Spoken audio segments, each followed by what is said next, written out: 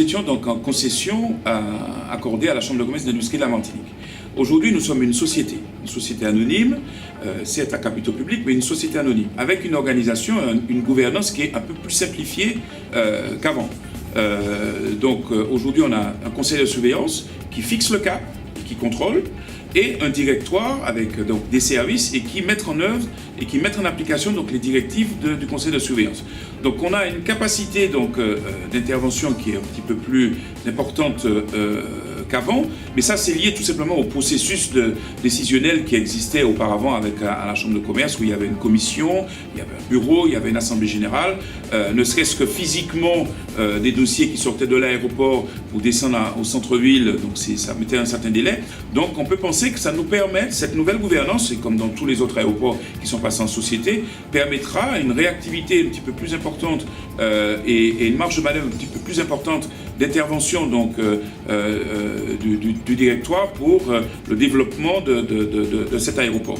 Donc, et puis nous permettre d'ailleurs, si le directoire représente la société vis-à-vis des tiers.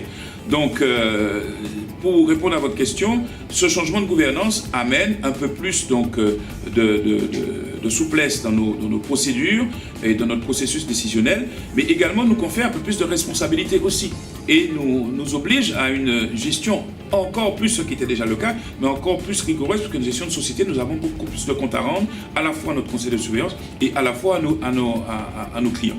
Donc c'est une évolution et qui sauvegarde également le savoir-faire de la Chambre de commerce, parce que la Chambre de commerce a été gestionnaire pendant plus de 50 ans de l'aéroport. Donc il y a un savoir-faire de la Chambre de commerce, de par ses élus et de par son personnel, qui demeure au service d'une meilleure gestion de l'aéroport. Pour les prochaines années, les enjeux, c'est le développement de l'aéroport. Il faut que nous puissions diversifier nos sources, d'approvisionnement, des sources de marché. On est aujourd'hui trop dépendant du marché franco-français.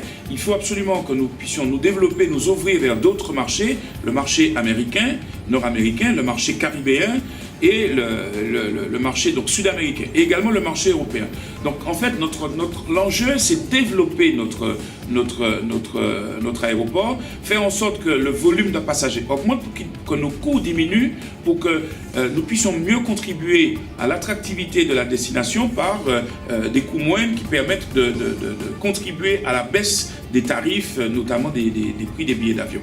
Donc notre objectif, c'est d'abord offrir une meilleure qualité de service à nos clients, que sont les compagnies aériennes, les prestataires de services, les commerçants et les passagers, surtout les passagers, et puis de développer pour nous permettre d'avoir une meilleure capacité pour pouvoir traiter au mieux, maintenir au mieux l'outil et le développer pour pouvoir accueillir le plus possible de compagnies aériennes venant d'horizons divers tels que je l'ai indiqué et de motivations diverses. Il y a aussi un secteur sur lequel nous travaillons beaucoup, notamment avec nos collègues du port, c'est le développement de la croisière tête de ligne.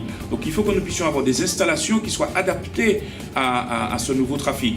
Et également permettre au trafic régional, le passager, les compagnies aériennes qui font du régional, Guadeloupe, Sainte-Lucie, Porto Rico, Antigues, etc., ce trafic régional qui est mêlé l'après-midi aux formes, à la période de pointe du trafic long courrier, il y a une mauvaise qualité de service. Donc il faut qu'on puisse travailler à faire en sorte de dédier une partie de l'aérogare ou une aérogare totalement dédiée au trafic régional pour permettre au régional de travailler dans de meilleures conditions et de libérer de la capacité justement pour nous permettre d'accueillir des compagnies nouvelles en long courrier. Je suis assez fière de notre outil aéroportuaire. En tant que client, là devant les coulisses, c'est très intéressant. C'est un bel outil, l'aéroport.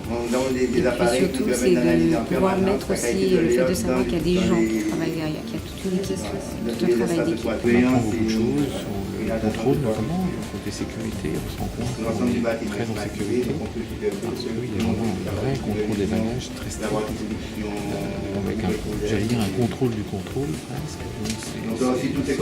C'est très intéressant. Une première visite de l'aéroport très intéressante et très complète. On a pu voir pas mal de choses sur l'aéroport. Donc je tiens vraiment à remercier l'équipe de Contact Entreprise qui organise des visites très intéressantes.